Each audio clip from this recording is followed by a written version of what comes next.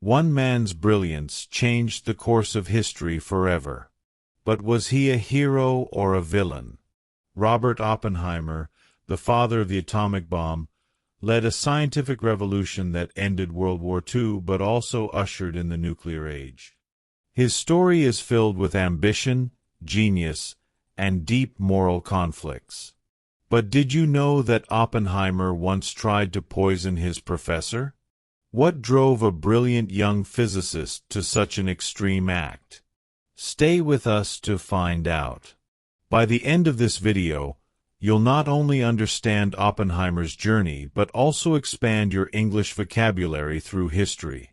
If you want to improve your English while learning about great historical figures, make sure to like this video and subscribe to our channel. Robert Oppenheimer was not just a scientist. He was a man who reshaped history, science, and even the future of warfare. His name is forever linked to the atomic bomb, a weapon so powerful that it altered global politics and human existence itself. But behind his genius was a complex man, filled with contradictions. Born in 1904 in New York City, Oppenheimer was a child of privilege. His father, Julius Oppenheimer, was a successful textile importer, and his mother, Ella, was an artist. Raised in a wealthy, intellectual environment, young Robert had access to the best education and an endless supply of books. But even among New York's elite, he stood out. From an early age, he displayed extraordinary intelligence. By the time he was 10, he was reading advanced scientific papers. His teachers were amazed by his ability to grasp complex concepts instantly, and his obsession with learning made him different from other children. While others played, he immersed himself in chemistry, physics, and philosophy. But Oppenheimer's brilliance came with a cost. He was socially awkward, often lost in thought, and struggled to connect with people on an emotional level.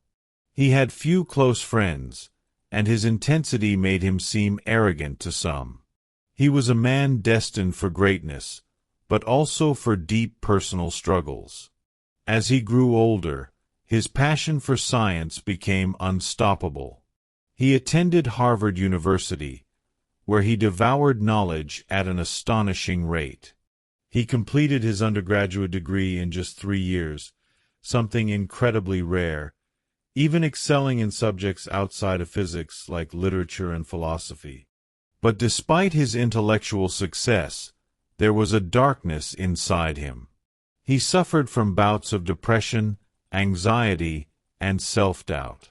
At Cambridge University, where he pursued further studies, this internal struggle led him to do something shocking, something that nearly destroyed his future. And remember the shocking fact we mentioned earlier? Oppenheimer once tried to poison his professor. But why would such a brilliant mind take such an extreme action? We'll uncover this mystery soon. If you want to improve your English while exploring history, make sure to like this video and subscribe to our channel. Now, let's dive deeper into the extraordinary life of Robert Oppenheimer. Robert Oppenheimer was born on April 22, 1904, into a wealthy and highly cultured Jewish family in New York City. His father, Julius Oppenheimer, was a self-made businessman who had immigrated from Germany with little money but became a successful textile importer. His mother, Ella Friedman, was an accomplished artist who had studied in Paris. This blend of business success and artistic sensibility created a home environment filled with books, art, and intellectual discussion. From an early age, Robert was different from other children. He wasn't just intelligent, he was extraordinarily gifted. At the age of 5, he could already recite entire literary passages. By 10, he was sending letters to respected geologists, discussing complex minerals he had been collecting as a hobby. His passion for science grew quickly, particularly in chemistry and physics. But being a genius wasn't always easy. He struggled socially, finding it difficult to connect with children his own age. He spoke with an advanced vocabulary that made him seem distant. His teachers admired his intelligence, but sometimes found his arrogance difficult to handle. Even as a child, he was aware that he was different. At just 17 years old, Oppenheimer entered Harvard University, one of the most prestigious schools in the world. He was restless, impatient, and consumed by an unquenchable thirst for knowledge. Unlike most students, who focused on one or two subjects, he studied physics, chemistry, literature, philosophy, and languages, all at an advanced level. One of his professors, Percy Bridgman, a Nobel Prize-winning physicist, quickly recognized Oppenheimer's brilliance and guided him deeper into theoretical physics. Within just 3 years, Oppenheimer had completed his undergraduate studies, an achievement almost unheard of. But instead of celebrating his success, he felt empty. He was constantly searching for more. In 1925, Oppenheimer moved to the University of Cambridge in England to work under Patrick Blackett, a famous experimental physicist. But here, for the first time, he faced serious failure. He was not skilled in laboratory work, and his clumsy handling of experiments frustrated both him and his supervisor. The pressure of failure, combined with his lifelong social isolation, led him into a deep depression. Then, something shocking happened. In a moment of anger and desperation, Oppenheimer attempted to poison his tutor, Patrick Blackett, by injecting chemicals into an apple that Blackett was supposed to eat. Luckily, the attempt was discovered before any harm was done.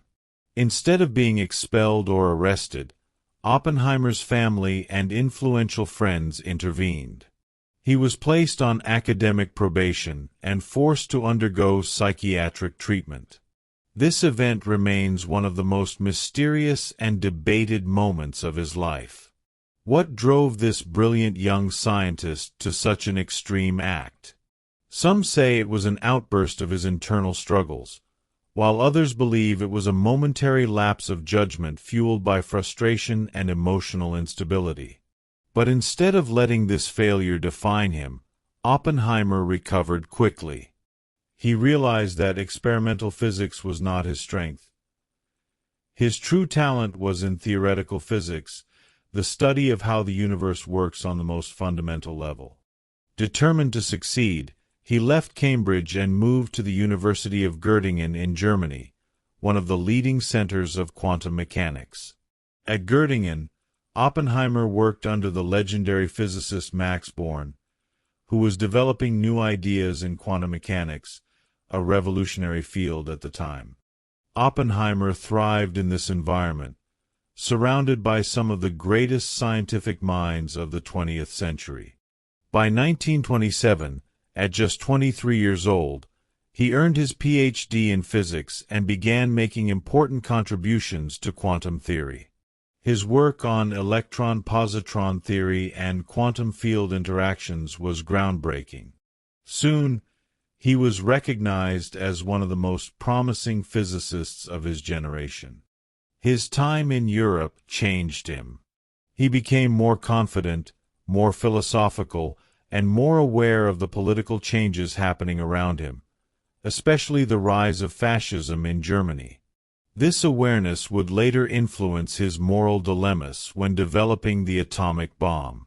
Returning to the United States, Oppenheimer took teaching positions at Caltech and the University of California, Berkeley, where he became a highly respected professor. He was known for his deep understanding of physics, but also for his ability to inspire students. He was intense, sometimes difficult, but undeniably brilliant. But just as his academic career was reaching new heights, the world was heading toward war. And Oppenheimer was about to be called into a project that would define his legacy forever. By the late 1930s, The world was on the brink of war. Scientists had made a terrifying discovery. It was possible to split the nucleus of an atom, releasing an enormous amount of energy. This process, known as nuclear fission, had the potential to create the most powerful weapon in history.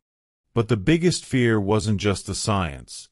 It was the possibility that Nazi Germany might develop the bomb first. In 1939, physicists Albert Einstein and Leo Szilard wrote a letter to U.S. President Franklin D. Roosevelt, warning him that Germany was actively researching nuclear weapons. This letter led to the creation of the Manhattan Project, a top-secret mission to build the world's first atomic bomb. In 1942, the U.S. government needed a leader for the project, someone who could coordinate top scientists, manage resources, and understand both physics and engineering. Many were skeptical about choosing Robert Oppenheimer. He had never won a Nobel Prize, had no experience leading large teams, and had a reputation for being absent-minded and socially awkward. But General Leslie Groves, the military director of the project, saw something in Oppenheimer that others didn't. He was not just a physicist. He was a visionary with a deep understanding of multiple scientific disciplines. He could talk to chemists, engineers, and mathematicians on their level. More importantly, he had an unmatched ability to bring brilliant minds together to solve complex problems. Despite initial doubts, Oppenheimer was appointed as the scientific director of the Manhattan Project. His first task: setting up a secret laboratory where the atomic bomb would be developed. Oppenheimer chose Los Alamos, New Mexico, as the project's headquarters. The location was remote, far from enemy spies, and surrounded by mountains, perfect for secrecy. Scientists and engineers from around the world were brought in, but they weren't just working in a lab. They had to live there, isolated from the outside world. The project attracted some of the greatest minds in physics, including Enrico Fermi, Richard Feynman, Niels Bohr, and Edward Teller. But managing such a group was a challenge. These were some of the most brilliant but also most independent and opinionated scientists alive. Oppenheimer had to balance their egos, keep them focused, and ensure they worked together toward one goal: building the bomb before the Nazis. Despite the enormous pressure, Oppenheimer thrived in this role. He was not just a scientist. He was a leader, a motivator, and a problem solver. He could explain complex concepts in simple terms, allowing the different teams to work efficiently. He inspired those around him with his energy, his poetic way of speaking, and his obsession with completing the project on time. But there was one major problem. Germany surrendered in May 1945, before the bomb was ready. This raised a serious ethical question. Should they still use the bomb? Some scientists argued that dropping it was unnecessary. Oppenheimer, however, believed that demonstrating the bomb's power would end the war quickly and prevent future global conflicts. With Japan still fighting, the U.S. government decided to move forward. The bomb had to be tested before it could be used in war. The world was about to witness the birth of a new era, the nuclear age. On July 16, 1945, deep in the New Mexico desert, the first atomic bomb was ready for testing. This historic event became known as the Trinity Test. Scientists and military officials gathered at a safe distance, anxiously waiting. Some feared the bomb might ignite the Earth's atmosphere, destroying the planet. Others weren't even sure if it would work. Oppenheimer stood among them, silent and deep in thought. At 5:29 a.m., the countdown reached 0. A massive fireball erupted in the sky, turning night into day. The explosion was more powerful than anything seen before. The shock wave shattered windows 100 miles away. A mushroom cloud 40,000 feet high rose into the sky, marking the dawn of a new era. As Oppenheimer watched the destruction unfold, a single phrase from Hindu scripture entered his mind. "Now I am become death, the destroyer of worlds." The bomb had worked. The power of the atom had been unleashed. The world would never be the same again. But Oppenheimer's personal war was just beginning. As the U.S. prepared to use the bomb against Japan, he would soon face the greatest moral crisis of his life. On August 6, 1945, the world changed forever. The United States dropped the first atomic bomb on the Japanese city of Hiroshima. In a matter of seconds, 80,000 people were killed instantly. 3 days later, on August 9th, a second bomb was dropped on Nagasaki, killing around 70,000 more. Japan surrendered shortly after, bringing World War II to an end. The atomic bomb had achieved its purpose, at least from a military perspective. But for Robert Oppenheimer, the victory felt hollow. At first, Oppenheimer was relieved. His team had spent 3 years racing against time, believing that if they failed, Nazi Germany would get the bomb first. But now that the war was over, the true impact of what they had created began to sink in. Oppenheimer had always been fascinated by the power of science, but he never imagined seeing entire cities reduced to ashes by his work. He felt a deep sense of responsibility for the destruction. Was this the price of progress? Shortly after the bombings, he was invited to the White House to meet President Harry Truman. During their conversation, Oppenheimer said something that shocked the president. "Mr. President, I feel I have blood on my hands." Truman was furious. He believed that using the bomb had saved millions of lives by ending the war quickly. He dismissed Oppenheimer's guilt and later told his staff, "I don't want to see that man in my office ever again." From that moment on, Oppenheimer's relationship with the U.S. government began to break down. As World War II ended, a new conflict was beginning: the Cold War. The United States and the Soviet Union, once allies, were now rivals, both racing to develop even deadlier nuclear weapons. Some scientists believed that the atomic bomb should never be used again. Others, like physicist Edward Teller, pushed for an even more powerful weapon: the hydrogen bomb, or H-bomb. This new bomb would be at least 1,000 times stronger than the ones dropped on Hiroshima and Nagasaki. Oppenheimer strongly opposed the H-bomb. He believed that nuclear weapons should be controlled, not expanded. He joined efforts to limit nuclear arms development and advocated for international cooperation instead of a new arms race. But his stance made him enemies in the U.S. government. Many politicians and military leaders saw his opposition as weakness, or even betrayal. They began questioning his loyalty to the country. And in the early 1950s, as anti-communist paranoia spread across the United States, Oppenheimer's past political associations, his friendships with left-wing intellectuals, his previous involvement in leftist groups, became a weapon against him. The very country he had helped make the most powerful in the world was about to turn against him. By the early 1950s, the United States was in a state of paranoia. The Cold War was intensifying, and fear of communism had reached its peak. Senator Joseph McCarthy and the U.S. government were leading aggressive investigations into anyone suspected of having left-wing ties or sympathies. Despite his contributions to the country, Robert Oppenheimer became a target. His past associations with leftist intellectuals and his opposition to the hydrogen bomb made him suspicious in the eyes of the government. Many of his former allies in Washington no longer trusted him.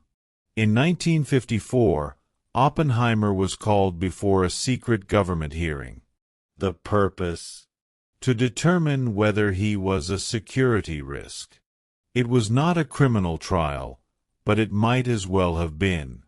Over the course of 4 weeks, Oppenheimer was interrogated about his political associations, friendships, and personal beliefs. His letters, conversations, and past actions were used against him. The government accused him of being too sympathetic to communist ideas and suggested that he could not be trusted with America's nuclear secrets.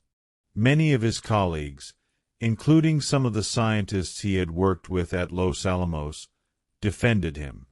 Albert Einstein himself dismissed the accusations as absurd, calling them a betrayal of one of America's greatest minds.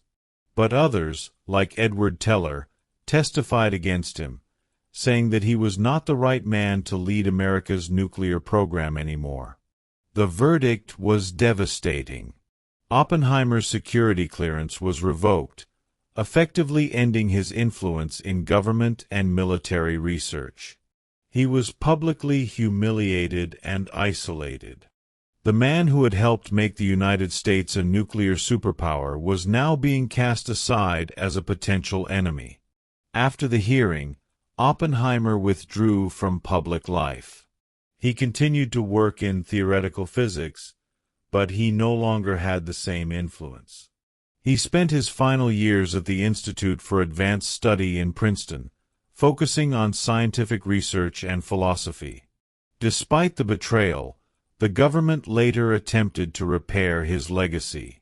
In 1963, nearly a decade after his humiliation, President Lyndon B. Johnson awarded him the Enrico Fermi Award, one of the highest honors in physics. It was a symbolic gesture, a recognition of his achievements, but Oppenheimer never truly recovered from what had happened to him. On February 18, 1967, Robert Oppenheimer died of throat cancer at the age of 62.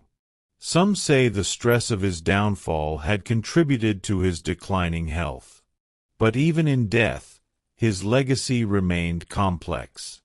Some remember him as a hero of science, a man whose genius helped end a world war.